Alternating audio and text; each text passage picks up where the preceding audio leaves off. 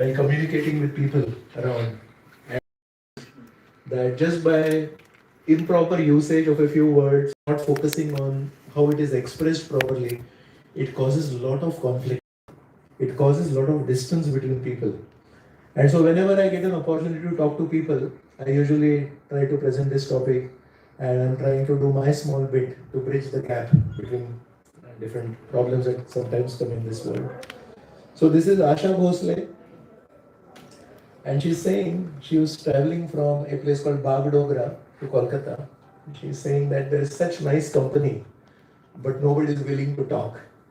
So, thanks to Alexander Graham Bell. So, he invented the telephone.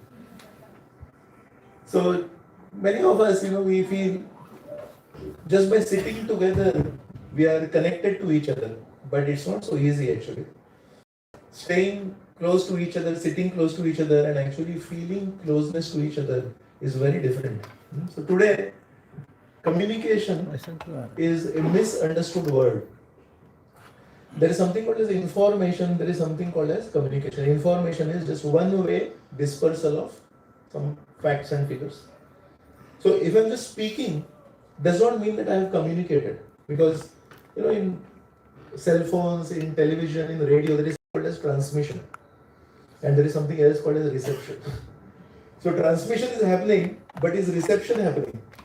And many times, effective communication is not just about speaking properly, but also about making sure that it was heard properly, it was understood properly, it was interpreted properly.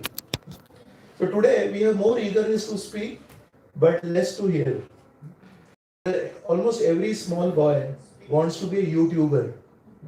I go to a place in Maharashtra, we spread the teachings of the Gita, and there is a young boy, he's in 10th standard, and he's asking me how to be a YouTube influencer. So he does not, no longer they want to be a doctor, engineer. The hottest profession right now is to be a YouTube influencer. So I told him, first you earn your degree, and then we'll talk ahead about how to do it. But this is how the world is changing. Everyone wants to have a phone, record their reels and all that, and they want to go out and spread their message. But many times they don't even ask, do I have enough substance to speak? See, just because I have some vessels and I have a gas does not mean that I am a good cook, right? So many of us, we want to speak, but do we have substance to speak? Do we have something to offer to the world? That's a big question. Today also we have more ego and less culture. Very few people, they want to receive blessings. Actually, many of us, we want to give blessings. But actually, we should receive blessings from our elders. There's a lot of responsibility that is coming on our shoulders, but there is very less capability to actually carry out that responsibility. We don't want to listen from our elders, we don't want to hear from our elders, and we want to get into a lot of things thinking that, yeah, I'm already ready, I'm already capable. We also have a lot of reputation. Many people know us, but we have very less purity in ourselves. And also, we have more curiosity about everything in this world, but we don't have time to actually invest in finding out what it means. So in this way, we could come up with different factors. I have kept 3 dots in the beginning and the end, and all of you could also think about different challenges for communication. See, actually, I'll keep this as the focus in our discussion today. We all know about this word called community. And community is based on communication. When community is there, in the Sanskrit word for community is, there has to be a nice sambandha. But it comes from communication, and communication comes from Sanskrit word samvad. So if you see at those two words, the word sam is there. When we do kirtan for the Lord, then we call it sankirtan. So what is sankirtan? Samyak rupena kirtan. It means complete kirtan when you do, then it is called sankirtan. So sambandha means you actually are connected to somebody very properly. Samvad means you talk to people very properly, not disrespectfully. Not that you only want to speak your side and you don't want to hear their side. So when there is proper communication, then only community will form. When there is proper samvad between people, then only the sambandha will be proper. And both are connected to the root word communis. Communis is basically everyone. Now, when this samvad is not done properly, that some word is not there. So I'm miscommunicating with you, I'm disrespectful with you, I don't care whether you have understood properly or not, and I'm just going into one-way communication. Then you know what happens?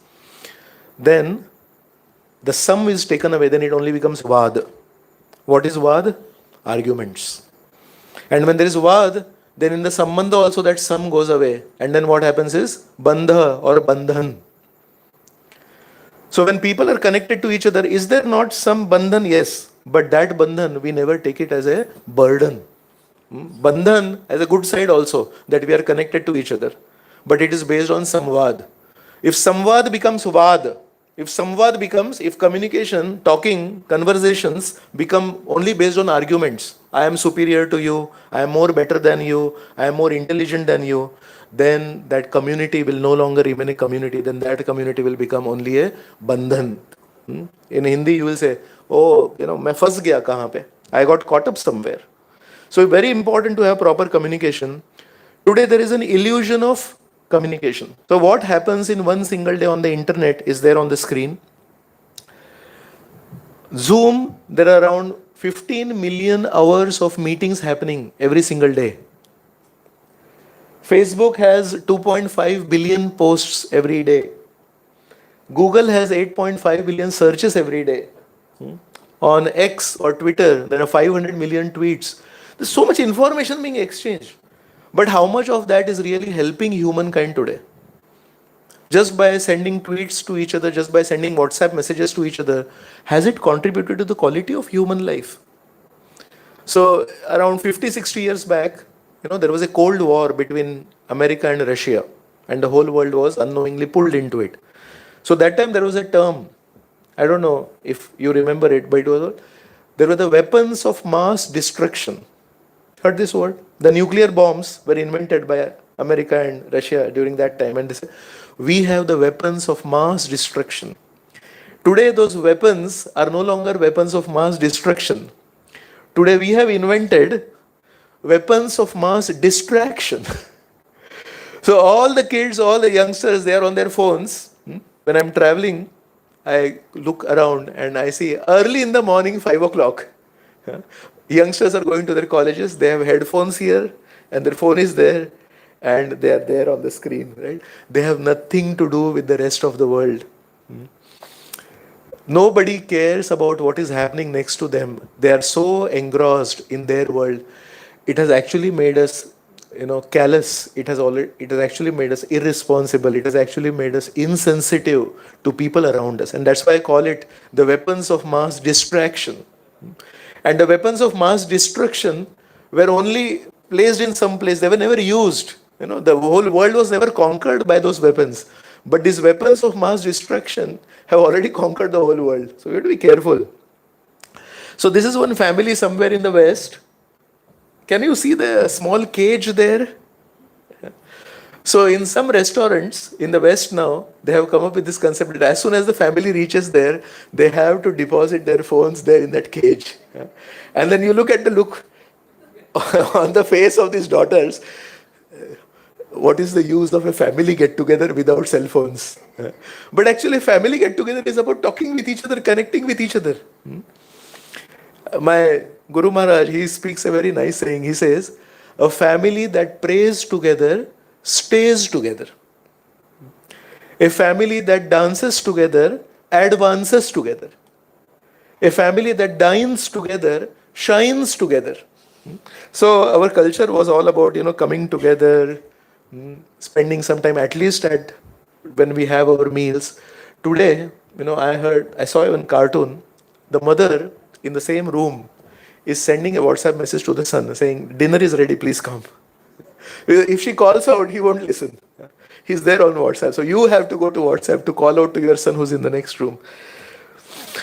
In our minds, we feel that the cell phone is our servant. Fetch my mails, navigate to John's house, show me the news, send this photo to my friend, and so on. Right? And we feel the phone is telling, yes, my master. Yes. But the reality is, the phone is saying, charge me, give me some Wi-Fi immediately. I heard when somebody goes to a hotel for staying, the first thing they ask is there Wi-Fi here? They don't ask about food. They don't ask about anything else. So the phone is actually conquering us. The phone is telling us, charge me, give me Wi-Fi, answer this call, answer these notifications that are constantly coming. Is it not? So we have been overpowered by the phone. So the old age saying was, an apple a day keeps the doctor away. Right? Now the new age saying is, sometimes, in these tourist spots, we have seen people are so selfie crazy. They go to the edge. Yeah. And have you heard of some accidents where people fell down just to catch a selfie? Can you imagine how much we have become obsessed with how we look and how we appear on the cell phone screen? All of you are sitting like this, very calm and composed. Just for an example, I'll take out my phone, I'll take out my camera. How many of you will become more conscious? Right? So we are sitting silently and we are cool. Phone? Right? There's something magical happening in that phone camera that just gets us, right? So Krishna, Lord Krishna, he spoke the Gita to make us self-realized, right? And the cell phone he has not make us self-realized, but the cell phone has made us selfie-realized. The modern generation added 2 letters to it, selfie-realized. So this is a beautiful video, just, go through it. So this is a family sitting. It's actually in Portuguese. So that's why I'm not putting on the audio. So he's saying, did you dye your hair recently? She's saying, yeah, 4 weeks back. Now again, he's on his phone. Then he says, how was your day? So she's saying, yeah, normal. Nothing much. He's saying, your boss, he used to trouble you, right? So he said, I changed my boss 4 months back. My job changed. Oh, really? I didn't know that.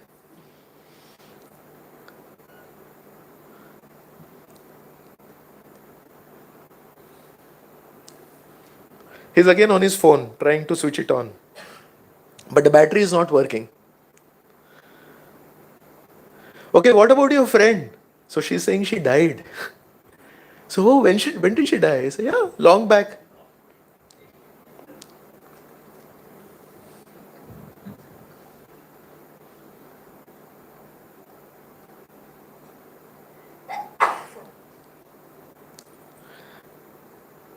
Look at what he asks.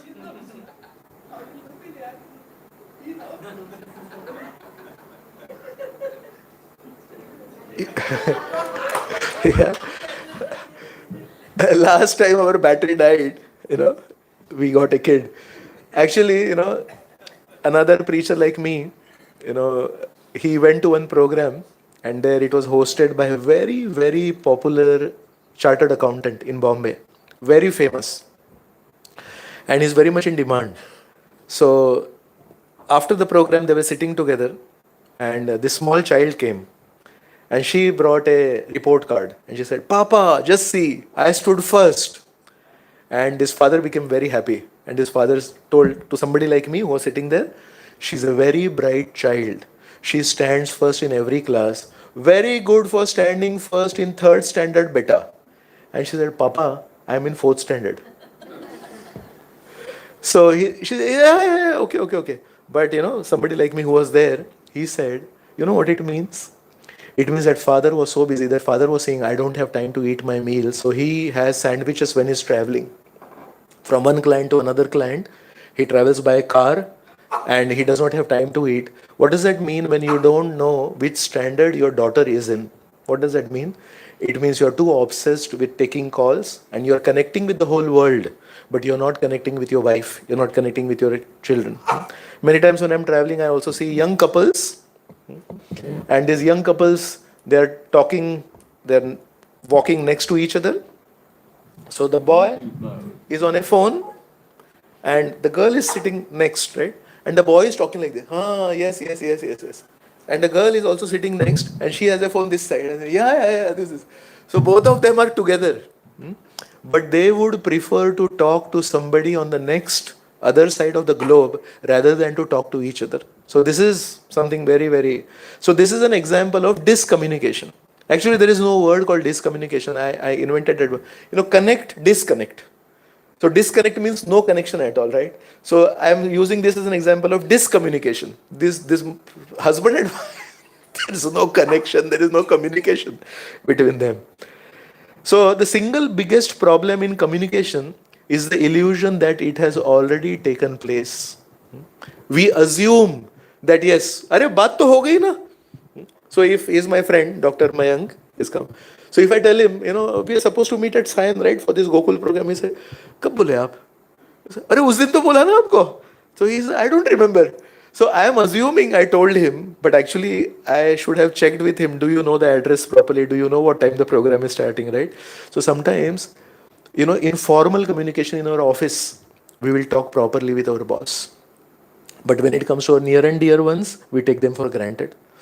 When we are at some hotel or when we are in our office and somebody is coming, how many of us open the door for strangers? Yes, we open the door and then when that person passes, he says thank you to us, right? The same person in a hotel, when he opened the door for a complete stranger, you later ask him, how many times do you open the door for your own wife? You know why? वो तो घर वाली है, right? She is my wife, so I'm not supposed to be kind to my wife. I'm not supposed to be kind to my husband. So think about this. We have, developed an art of showing a false face to the whole world that we are very nice gentlemen, we are very kind-hearted and all. But actually to those who are our close, near and dear ones, we show a real face of arrogance and insensitivity. So we should be very careful. So this is a very nice video which will make you happy. खाने में क्या बनाओ? कुछ भी बना लो. क्या बनाओगी? जो तुम कहो. राजमा चावल ही बना लो. परसों ही तो खाए थे. फिर साग बना लो. बिट्टू नहीं खाएगा. Egg curry. आज ट्यूसडे है ना. पराठे. पापा जी, पराठे रात को नहीं खाने चाहिए. कड़ी चावल. दही नहीं है. खिचड़ी बना लो तुम. कुकर धुला नहीं है. तो फिर क्या बनाओगी? जो तुम कहो. हाँ? So, right? So the wife is thinking, yeah, I'm such a nice wife and jo tum kaho, whatever you say, I'll cook. But what is happening here? So this is what I'm calling as an example of miscommunication. She's assuming that I have a very good connect with my family, but sad to say, there's not much big connect, right?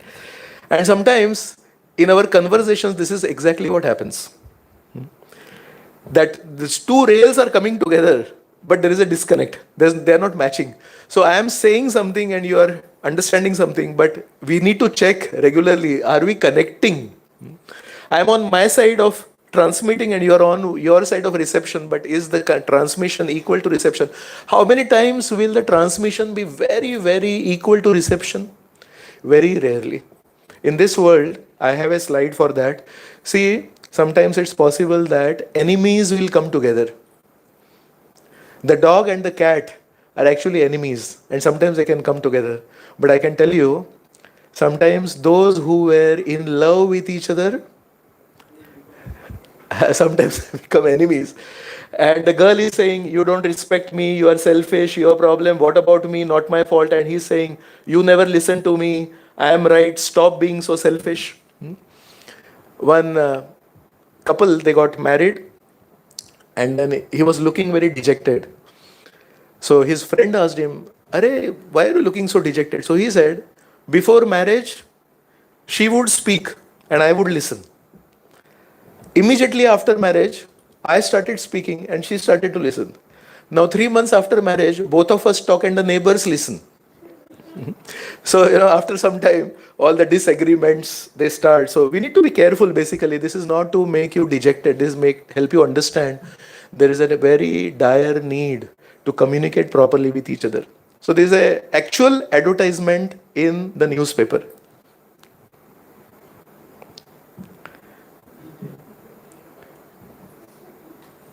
Yeah, the last line is very important. So one time, a knife, bullet, and blade, they were fighting for which one of them give deeper wounds. Anybody wants to say who won? Which one? Knife, okay. But as this conversation was happening, words were laughing at them. Because the wounds of a knife, The wounds of a bullet, the wounds of a blade, they are there on the body. And after some time, the body heals, right?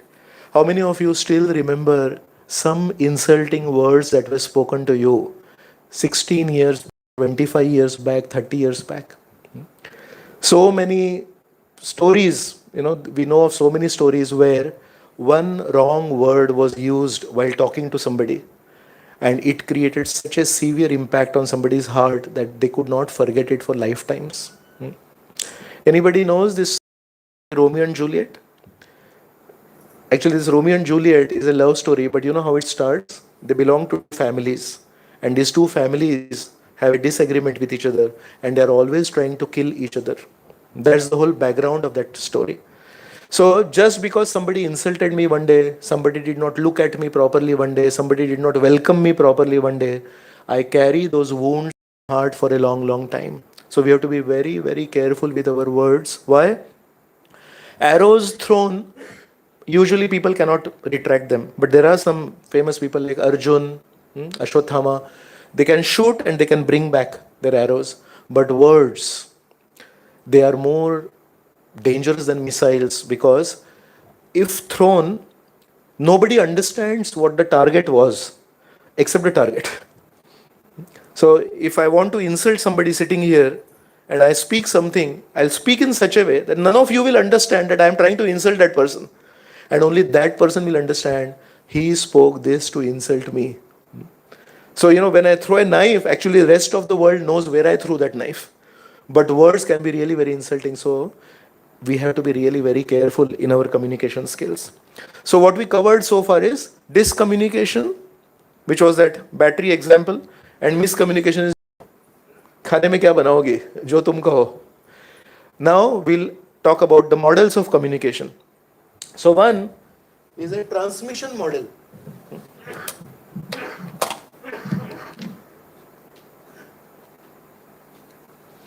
So this is atta, chapati atta with me. But for 2 minutes, imagine that this is a tennis ball. And if I give the tennis ball to somebody and I'd ask him, pass it on, he passes to somebody, and he passes it to somebody, and he passes it to somebody, and then that tennis ball comes to me. Will the shape change? It will be the same, right? Now this is this chapati atta, all of you are aware. If I pass this on to one person, and I ask him to pass it to him, and pass it to him, and pass it to him, and then it comes to me, will the shape remain the same? Now believe me, the transmission model is actually like passing on a ball from person A to person B to person Z. But actually, that's not how communication actually happens. Actual communication happens is like a transaction model. Transaction model is, it will have, is it looking round to you or it has cuts on it? So actually, when I speak something to him and I tell him, can you pass that information to him? Can you pass it to him? Can you pass it to him? And when it comes back to me, you will be surprised. There will be so many changes that will happen to it, right? And then you'll understand, अरे communication तो मैंने तो अच्छे से किया था. And if you ask him, he says, मैंने भी अच्छे से किया था. And I did my part very nicely. But the final product will be so much twisted that you will really wonder. In English, it's called Chinese whispers. Chinese whispers means things change a lot when they go around. Yes. So very, very important for all of us to make sure that we don't contribute to Chinese whispers. We actually control Chinese whispers. 朝ブランカのボギーのように君の瞳に乾杯 3 3 time He wants you to turn, look in camera. Okay? That's all he said? Yes. Turn to camera. All right, does he want me to turn from the right or turn from the left? 彼の方はもう準備ができてます。それでスタートがかかった時にカメラの方に振り向く時に左から振り向けばいいのか右から振り向けばいいのか、その辺のところはいかがなさいましょうかということなんですけれども。どっちだっていいんだよ。もういけないんだから、そんなもの時間がないんだよ奥さんね。だからもう早くあなたもうテンション上げてカメラ見て、カメラ目線でゆっくりとね、パッションがカメラ目にはパッションだよ。分かった？ And with intensity. Okay? Is that everything? I mean, it seemed like he said quite a bit more than that. あなたの言ってることはウイスキーのことだけじゃないんだから。わかる？古い友達に会うように優しくジェントリーにね、そして心から湧き上がってくるテンション、これ忘れちゃダメだよ。 Like an old friend and into the camera. Okay. 分かった？あなたはウイスキーを愛してます。It's Suntory time. Okay? Okay. Okay? That director is speaking so much. The director is speaking so much, and she's just saying, "Look into the camera," and he's saying, "Is that all that he's saying?" It seems to say a lot, right? So there's some gap in communication that is happening. Yeah, I'll have a very funny video. Look at this.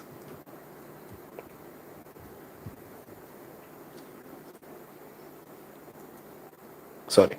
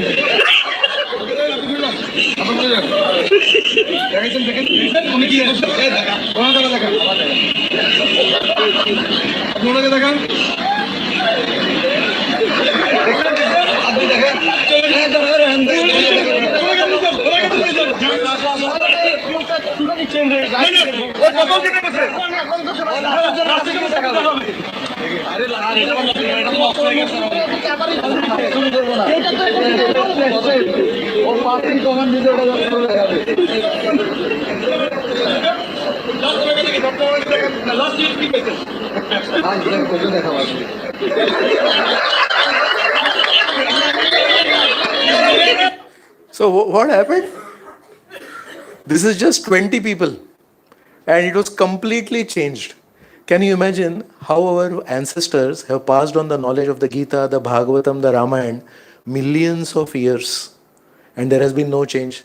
Can you imagine the expertise of Vyasa Rishi? Can you imagine the Guru Shishya Parampara that has come to us, and how we have the same knowledge that Krishna spoke to Arjuna? And if our wisdom systems were not strong, what happens in the modern world? So we have to really appreciate what our rishis and our sadhus have given to us. They have kept the knowledge of Lord Krishna, Lord Ramchandra in such a way that we can still benefit from it.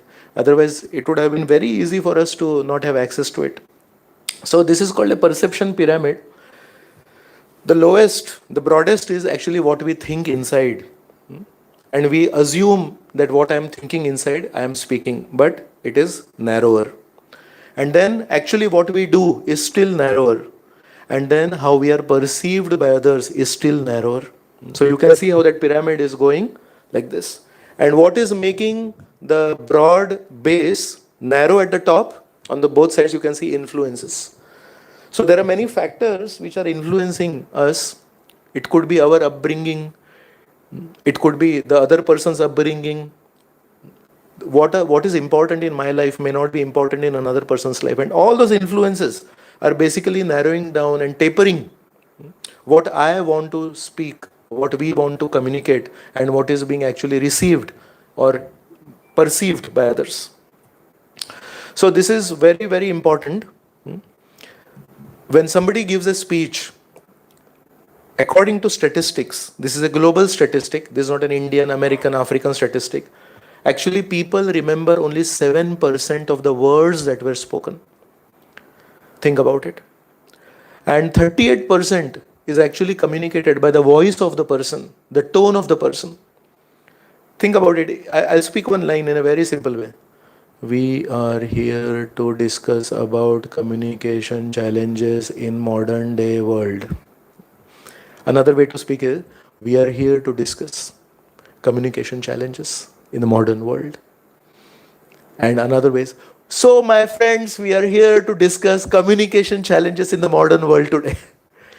It's the same information, it is the same words, but the way it was spoken is different, and it actually matters a lot.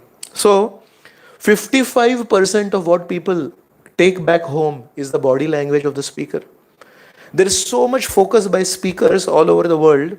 It may be a TED talk, it may be a speech, it may be the Prime Minister of the nation. They put so much energy on actually the words that they are speaking, but these are the global statistics. People will remember only 7% of what you spoke. What actually people remember is the way in which it was spoken. Think about it, when I walked in here, if I start running, I came running on the stage and I came running here, and it would have created a different impression, is it not? If there was a chair here and if I sit with my legs on top, raised, it creates a very indecent expression, is it not? So I'm sitting here in an indecent way. And then after that, I speak very, very good knowledge. It will not penetrate your hearts. You will think, he's such an indecent person, he's such a rude person, he's such an arrogant person. But if somebody speaks properly, if somebody talks in a very humble way, if somebody talks in a very, in a very gentlemanly way, even if what he speaks is not really, really very deep, but people will remember that. You know why? Because 55% of what people remember about a person is the body language. It's not the words that we speak. I'll share one very sweet story that I know. So this is the war of Kalinga. And in the war of Kalinga, Ashoka, he was devastated. Right? So he was feeling at the end of the war that I started this war and so many lakhs of soldiers got killed just because I want to sit on the throne. He was getting these kind of thoughts. And at night, he's moving around on the battlefield, looking at all the dead bodies. As he's moving around, he saw one old man, unknown old man. He was not one of those soldiers. He had a pouch of water and he was going around a big mass of dead bodies. But what was he doing? He was checking if some soldier was still alive and needed water. And he was going around giving water to that soldier. At least when he's leaving this world, he should have some water. So Ashoka is already grief-stricken. And he is having thoughts that, why did I kill so many people for my own selfishness? And in that situation, he looks at an old man who is totally unknown and he is going around feeding water to people.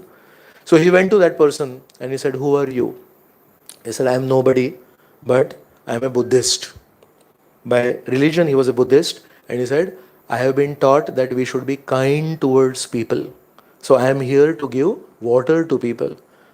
So this person, actually, he spoke only one sentence, that I am a Buddhist and I am here to give water to people. But you know what impact it made on Ashoka's heart? Anybody knows what happened after the Kalinga war to Ashoka? He became a Buddhist.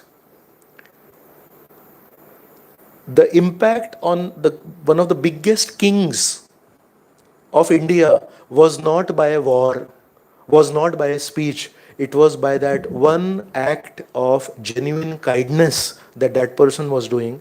So he got a introspection loop and he thought, I am here trying to kill people for my own selfishness and I want to sit on the throne. And look at what happened. So many people died. He did not have Bhishma. Yudhishthir at the end of Mahabharat war also underwent similar kind of a situation. But at that time, Krishna, he took him to Bhishma. And Bhishma guided him and told him, no, this war was for dharma. So you don't have to be taking that whole blame on yourself. Unfortunately, Lord Krishna was not present at the side of Ashoka. And Ashoka is undergoing that trauma that because of me so many people got killed. One unknown old man who was feeding water to people changed the history of this nation by influencing the heart of Ashoka. So do words make an impact or does our behavior make an impact? You know, our Acharya, Srila Prabhupada, he traveled all over the world and he started his mission at the age of 69. So when most people, they retire, he left Vrindavan and he traveled all over the world establishing Krishna temples all over the world. So in those last 10 years, he established more than 108 temples. Very, very difficult at that age. And most of the people who met Prabhupada at that time, you know, because he was already old and he had a mission to spread the teachings of the Gita all over the world, he did not have much time. So most people he met only for a short amount of time. He would go to one city, make a program there, and convince people to start Krishna worship there, and then he would move to another city. Most of the followers today, when they remember Prabhupada, they don't remember his lectures.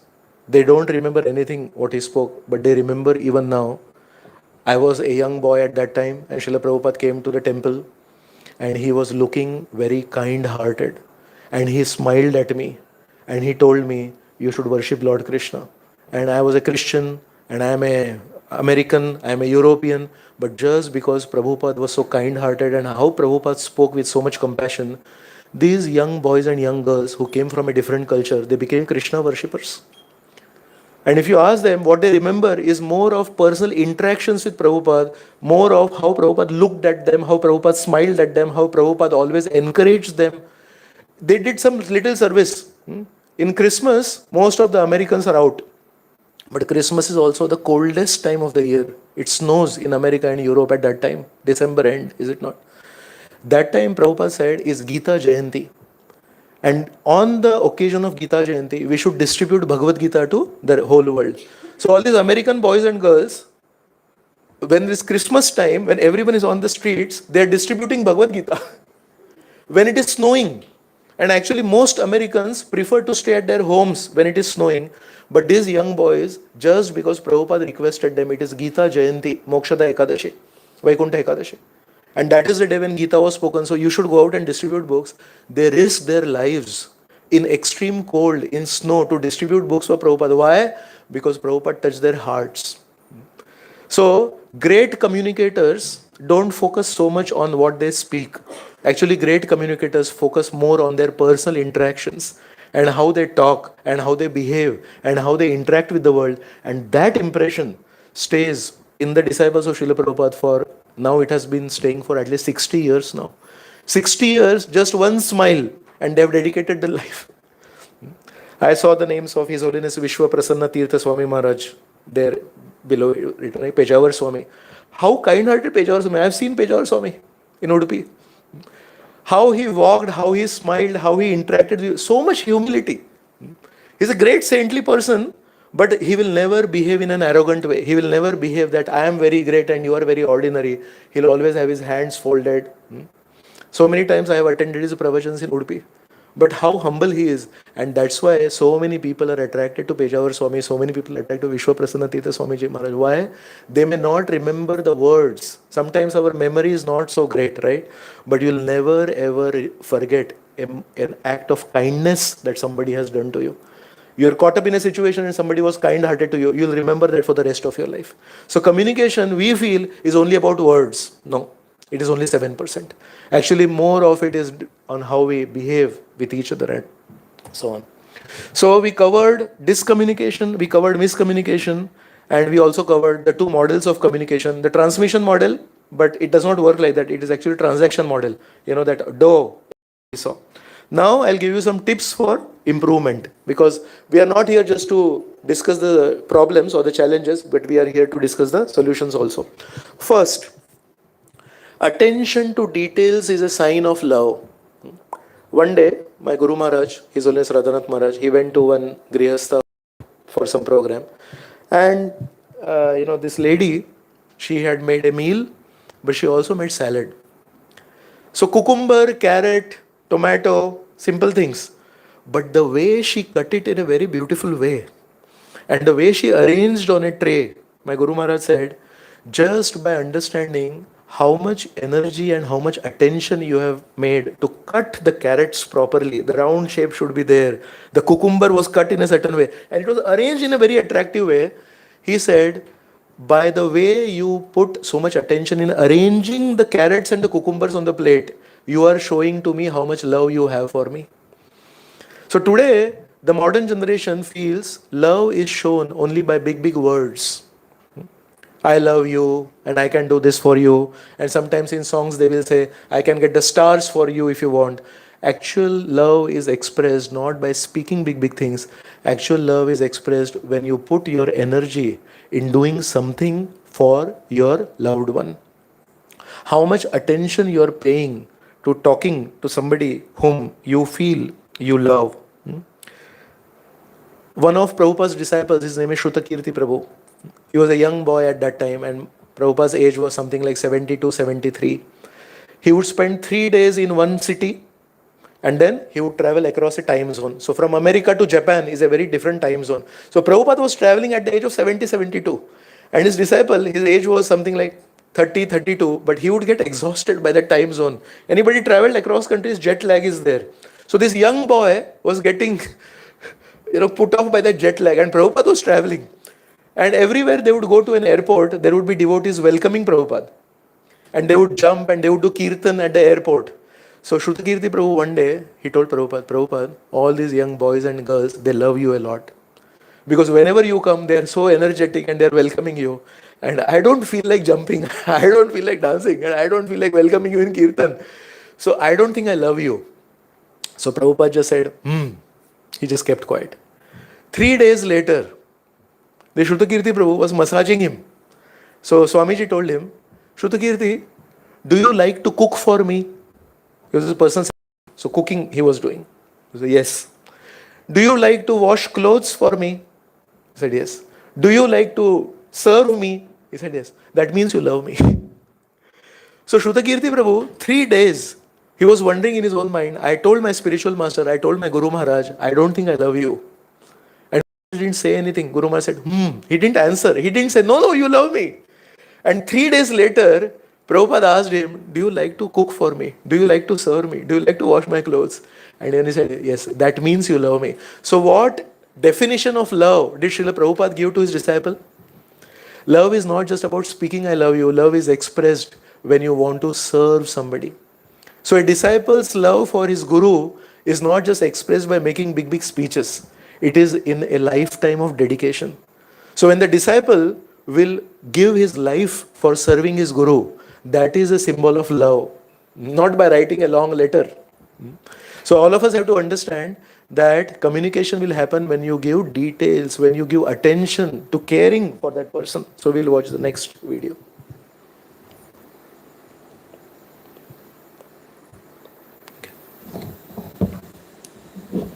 The speaker sometimes goes off. Bluetooth mode.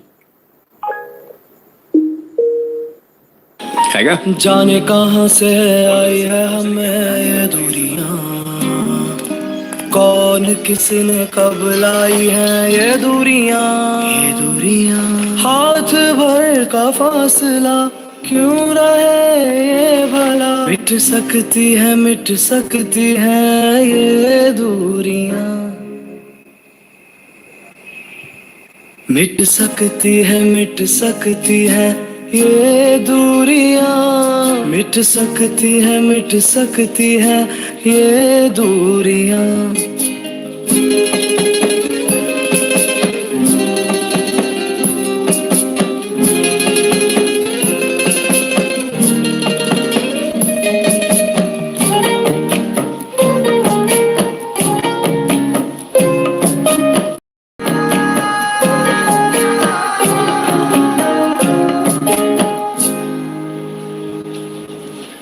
हाथ बढ़ा के दूर कर ले दूरियां, मिट सकती है ये दूरियां, मिट सकती है ये दूरियां.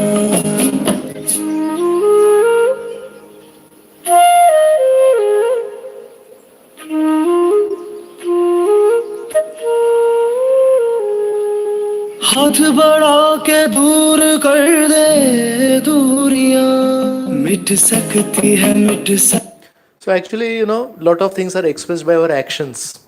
Kindness is not something to be spoken by our words. Kindness is something that is expressed.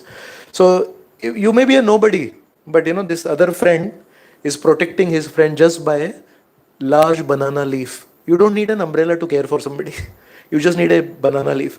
So it is said, to give a donation, to engage in charity, you don't need money. Because there are many people with money, but they don't give in charity. What is needed to give in charity is a big heart. Sometimes I have seen on the streets of Bombay, I'm traveling, the car has stopped at a traffic junction. One time I saw a beggar's child, maybe 10 or 12-year-old child. He received something from one car. One car stopped, beggar ko de diya usne. You know what that child did? The child looked around. There was a dog there. He was also a homeless dog. So the child is homeless and he knows the problems of being homeless. He called that dog, that 2 biscuits that he got, he shared with that homeless dog. So even a beggar knows that sharing is actually more important than just eating something. But sometimes we may be traveling in big cars, but we may not have that heart to share. So it's all about how kind-hearted we are. Second, what was the first tip? Attention to details is a sign of love. So we have to be really careful in our interactions, in our communication. Second point, try to answer questions not asked and try to accept apologies that were never offered. You know what this means? One couple was telling me that he's a big computer engineer and he comes late at night home. And when he comes, he does not talk to the wife. So then the wife will ask, what happened today? Were you very busy? Did your boss give you some extra assignment and all that? And he won't even reply. And then it will become a big fight. And then at the end, he will say, "Ha, Baba, my boss, at 10 o'clock at the night, he gave me some extra work, so that's why I am late," like that. And then the wife was telling me, why can't he answer it when I asked him first?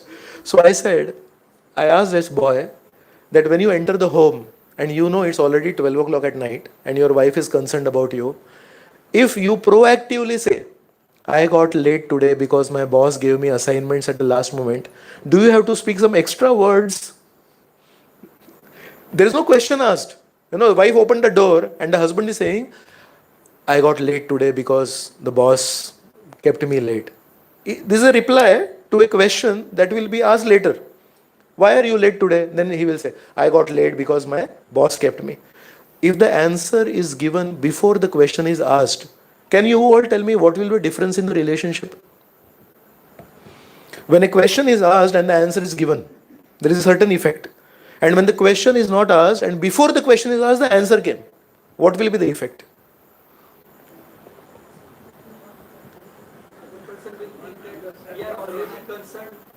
Yeah, he's saying the person who's receiving the answer to the question that was not asked feels he has so much concern for me. He knows that this is a question in my heart, but before I am speaking, he's giving me the answer. Is it not? So sometimes what happens is we feel relationships are formed and they are cemented and they become strong only when we speak. Actually, it is very nice relationship science when you anticipate the questions in the other person's heart and you answer them proactively. Hanumanji, when he found out Mother Sita and he came back, actually for 11 months, Sita Devi was missing. And they were trying to locate Sita Devi. And nobody knows where Sita Devi is. And then finally, Jatayu's brother Sampati, he said that yes, she is there. Right? And then Hanumanji went. Nobody else could travel 80 yojanas. So finally, Hanuman is the only person who could go there. He went there. And then he went in a small form. He's behind the leaves of that tree, Ashoka tree. And he saw Sita Devi there. Now he's looking at Sita Devi and he's thinking. He also saw how Ravan, in the middle of the night, something like 2:30, 3 o'clock he came. It was not morning time. It was late night time for him. He was ending his day at that time. He came and he threatened Sita. Hanuman is watching. Said, if you don't surrender to me in the next some days, I will eat you. If I cannot enjoy you in this way, I will enjoy you in this way. You better surrender to me. He's half drunk. And then he goes, so Hanumanji is looking at him and says, if I get a chance, I'm going to beat him up. And then he wants to give some assurance to Sita Devi, Ram is coming, don't worry. But he's thinking, now if I go and jump in front of him, of her, she will get scared. And she will think, from where this monkey came. And also, the Rakshasas, they were known that they can change their forms. So, Sita Devi can feel this is one of the Rakshasa representative of Ravan. And she might actually run away. Right? It can also cause an immediate sudden impact in the middle of the night for Sita Devi, and something can go wrong.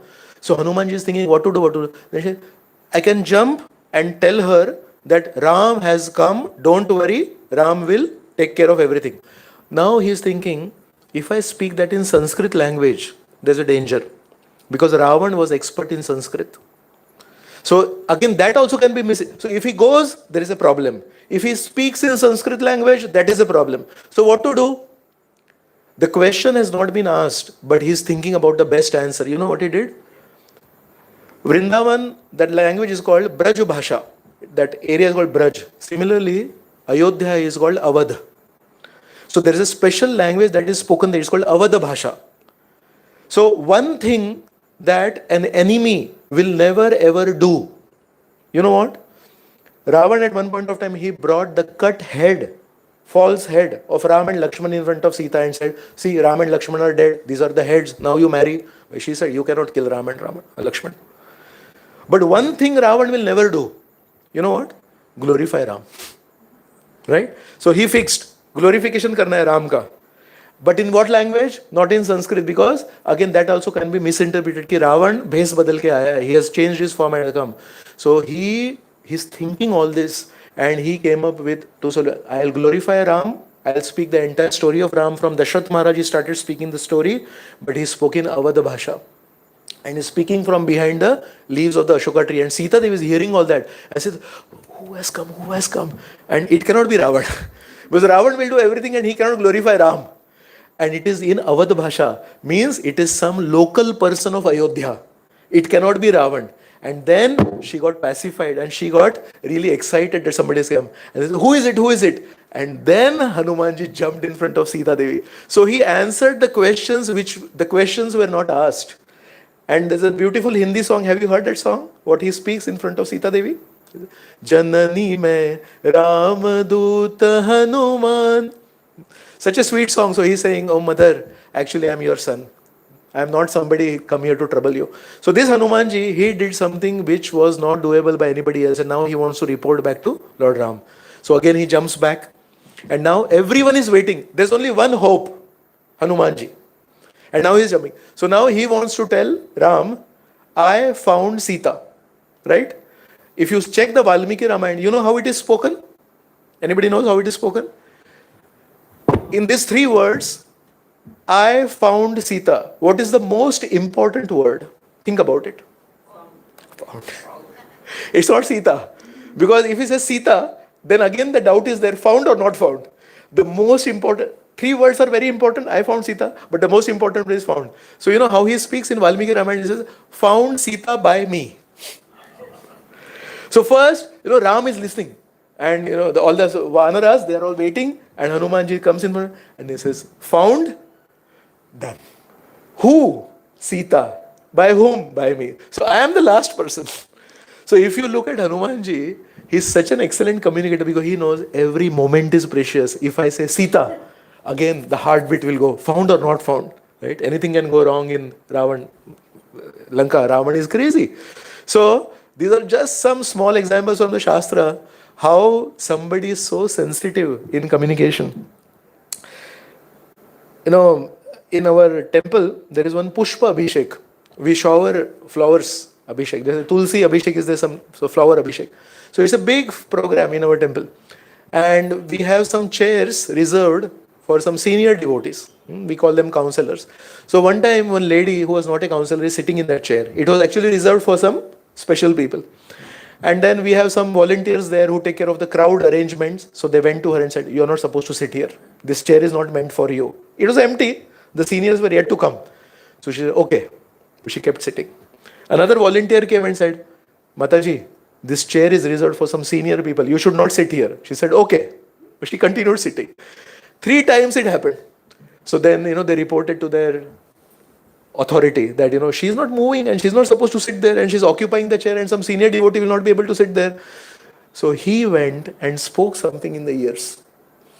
And this lady got up and left and went around and went to that volunteer and said, "I'm really sorry, I was sitting on that chair."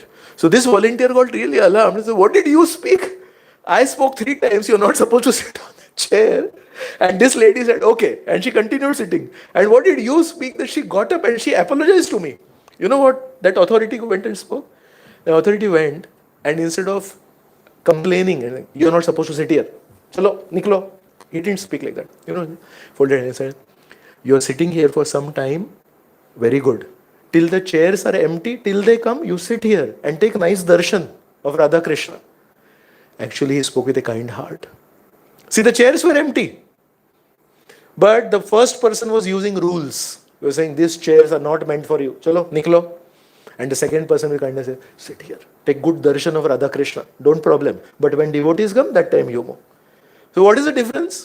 Actually, they spoke the same information.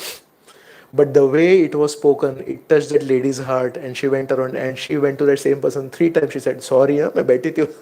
I'm really sorry was me. So what matters is not what we speak.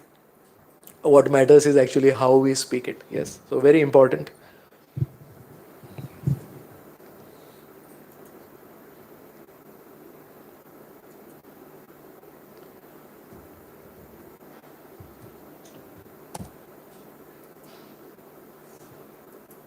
Okay. One video is not working. So psychologists, this is very important. Think over it. When someone laughs too much, even at some simple jokes, actually he is lonely deep inside. If someone sleeps a lot, actually it's not that he's lazy, he's sad. There is nobody in his life to encourage him, and that's why he's avoiding the real world and he's sleeping a lot. If someone speaks less but speaks fast, he's actually keeping secrets. If someone can't cry, is that he's not strong. He can't cry, he's always strong like this, but actually he's weak inside and he's pretending to be strong. Strong people who are strong, they know when to cry. Crying is not a problem. All of us were children, we cried, right? But we pretend to be strong. Actually, we are weak. We are not ready to accept reality.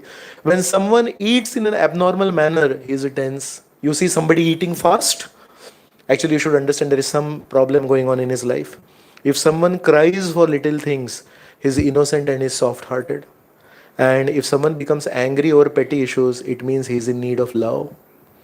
Do you know anybody around you who becomes angry at small issues? And sometimes we become really concerned and we feel, "Arey kya choti choti baaton pe," what is the need? Actually, his heart is hungry for love. I can tell you, so many relationship issues can be solved when you honestly go to somebody and appreciate that person. How many of you have eaten your meal in the afternoon today? Yes. So food is important for the nourishment of the body, is it not? Similarly, appreciation is the food for the mind. 10 people may criticize us, not a problem. But if there is one person who honestly appreciates us and says, "You're such a nice person. The way you walk, the way you talk, the way you do this is so nice."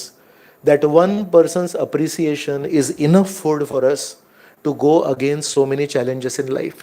Actually, all that we are missing in our life is not money, is not these big cars, is not these huge homes. Actually, what we are missing in life is elderly appreciation from elderly people. So in joint families, what would happen? The mother and father would always be in a disciplinary mode. The mother and father will always catch the ears of the child. but the grandmother and the grandfather would always be loving. And the grandmother will say, no, no, no, Amma is saying like this, but you are a very nice child. And he would be happy and life would go on.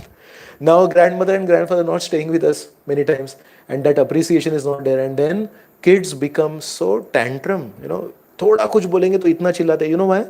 They have not received honest love. So we have to be very careful with all these things. Actually, a genuine hug from somebody, a genuine hug, it's not to show to people. If you see somebody really behaving in a weird way, getting angry over small issues, don't try to discipline that person. Take that person on the side and actually hug him and actually appreciate that person. And you will see so many changes can happen in those people who are really very irritable. They are throwing tantrums and they are throwing things here and there. Honest appreciation and a very loving hug can solve what big psychologists cannot do. So very, very important. Tip number 3. What was tip number 1? Attention to details is a sign of love. What was tip number 2? Answer the questions that were never asked. Right? Tip number 3. In a relationship, when we assume, then it makes an ass out of you and me. I'll tell you one story. My spiritual master, he's from Chicago. So he speaks one story. There is one couple in New York. The husband is American and the lady is Italian. Very nice devotees of Krishna. And they are staying together and they are offering daily puja, daily seva to Krishna. Right? Now, 6 months after their marriage, they came to Guru Maharaj and they said, the husband is saying, she does not love me. And she is saying, he does not love me. So we want to end this marriage. The Maharaj said, why? What for? No, she does not love me, he does not love me. So what happened? You tell me first what happened. So he is saying, do you know what she does? She makes bread. We make chapatis at our home, we make rice at home. So in America, they make bread at their home. She makes bread at home. And you know what she does? So now Maharaj is also listening. What is going to come? She makes bread at home. And the two sides of the bread, they are thick. Right? In that loaf of bread thick. She cuts and she puts those two breads on my plate. She does not love me. And that girl broke down. And that girl said, I come from Italy. And in Italy, the best part of the bread is those two slices on the side. And that's why I thought, I love you so much. I will offer the best part of the bread that I make to you. And this boy said, really? In America, we give those two slices of the bread to the dog. So American culture is, we want soft. And that thick part was given to the dogs. And she's coming from Italy. It was just a question of what culture you came from. And 6 months, he's boiling inside his heart. She does not love me. She is giving me dog food. And what is she thinking? She's thinking, I won't take the best part of the food that I'm making. I'll offer it to my husband. So Maharaj asked, when you felt offended that she's giving you dog food, did you mention to her? Why you are giving me this? She would have told in Italy, this is the best part. These two people are staying together. They're in a marriage. They won't talk to each other. They're assuming she does not love me. She is giving me dog food. And she is thinking, I'm offering the best. In this way, I can tell you 1,000 stories of how in a relationship we assume. ये तो उसको पता ही होना चाहिए ना? ये तो उसको मालूम ही होना चाहिए. Why can't we speak, this tongue? We will speak so much on texting, but we will not speak to our kids. We will not speak to our wife. We will not speak to our mother and we will not speak to our father, and we'll create fights at home while giving big speeches on peace at the international level. So we have to be very, very careful. Dhruv, everyone knows the story of Dhruv. So his stepmother is Suruchi. And Suruchi said, because you did not take birth from my womb, you cannot sit on your father's lap. Did it hurt Dhruv? Yes. But you know what? More than these harsh words of his stepmother. Stepmother se kya expect karenge? Sauteli maa se kya expect karenge? But you know what hurt more than the harsh words of the stepmother? the silence of the father. See, stepmother, you can't expect much. Stepmother, die and be born from my womb if you want to sit on your father's lap. He looked at the father. Father kept quiet. That silence hurt him more than the harsh words of his mother. And then he went to his mother Suniti. And Suniti said, you go and ask Krishna. And then he went to the forest and now he is the great Dhruv. So my point here was, we feel, I didn't speak anything harsh. You know, when that fight was going on, I just kept quiet. I didn't speak anything harsh. So I am a very nice gentleman. Sometimes your silence at the wrong place, when you are expected to speak, you are expected to speak what is right and what. At that time, Uttanapad, the father of Dhruv, should have spoken. No, he is also my son. He should sit on my lap. What is the problem? He did not speak. Some of us have a misconception that मैं तो कभी किसी के बारे में बुरा नहीं बोलता. I don't speak bad about anybody. I don't speak harshly about anybody. I just keep quiet. Sometimes your quietness may be a bigger problem than speaking harsh. So, staying quiet is not a solution. Speaking harsh is not a solution. Actually, we need to speak properly and we need to clarify. Why are you upset with me? There's something going wrong. Why are you upset with me? We